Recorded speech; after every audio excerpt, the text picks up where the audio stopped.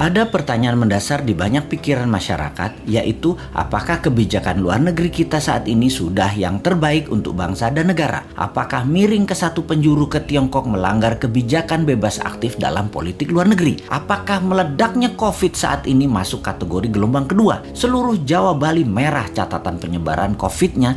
Ada apa ini? Apakah karena 2 juta orang mudik lebaran kemarin? Atau ada tangan globalis yang masuk? Menjawab pertanyaan sederhana ini akan menjawab pantaskah jabatan 3 kali dilakukan dengan merubah atau mengamandemen Undang-Undang Dasar. Banyak yang mendukung jabatan 3 kali beliau karena merasa manfaat kehadiran beliau di jabatan tersebut. Namun, partai politik yang masing-masing sudah punya putra mahkota ingin juga sang putra atau putri mahkota menjadi orang nomor 1 atau nomor 2 di Indonesia. Strateginya adalah dukung 3 kali dengan syarat putra mahkota atau putri mahkota jadi orang nomor 2-nya. Kalau tidak, mereka tidak akan mendukung. Tetapi New Mind percaya diri.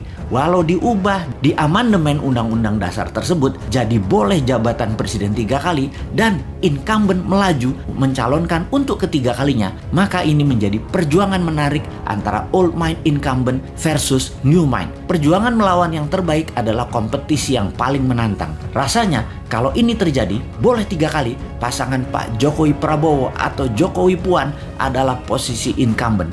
Dan New Mind dengan PD-nya akan mengatakan, saya lawan, saya maju, saya berminat untuk mengalahkan Old Mind. New Mind posisinya pasti tidak akan ke obor Tiongkok, tidak ke B3W-nya G7. Semua diakomodir, tapi kecil aja, secukupnya. Namun yang mayoritas adalah kekuatan bangsa sendiri. Kekuatan bangsa sendiri artinya sejarah berhutang panjang oleh pakar ekonomi kelas dunia katanya akan berakhir. Produk dalam negeri, domestic direct investment, dan kebijakan produk pengganti impor, anti fossil oil, dan mendukung energi terbarukan, serta baterai akan mendominasi ke depannya. Kita urai sedikit apa yang akan terjadi 4 tahun ke depan di dunia. Dalam pertemuan G7 Juni 11 sampai Juni 13 tahun ini 2021 yang dihadiri 7 kepala negara, di mana yang hadir semua tidak ada yang menggunakan masker, hadir dengan pesawat pribadi masing-masing, akhirnya mendapatkan kesepakatan.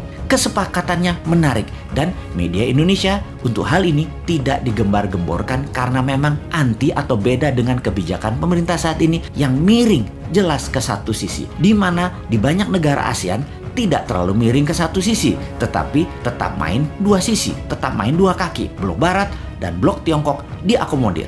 Karena media tidak menyorot, maka ya sudah, New Mind saja yang menyorotinya. Kebijakan G7 tersebut jelas anti BRI atau Belt Road Initiative-nya Beijing, anti strategi Debt Trap Economic Approach kolonialisasi 5.0 yang dijalankan Tiongkok ke luar negeri. Apa kebijakan mereka? Negara G7 ini, yaitu 7 negara besar di luar Rusia dan Tiongkok. Mereka, G7 atau Group of Seven, adalah organisasi 7 negara terbesar di dunia secara per kapita, secara gross domestic bruto. Negara-negara ini adalah Kanada, Prancis, Jerman, Italia, Jepang, Inggris, dan Amerika Serikat. G7 menyumbang hampir 60% dari kekayaan bersih global atau sekitar 317 triliun dolar. 42-46% dari produk domestik bruto atau PDB global dunia.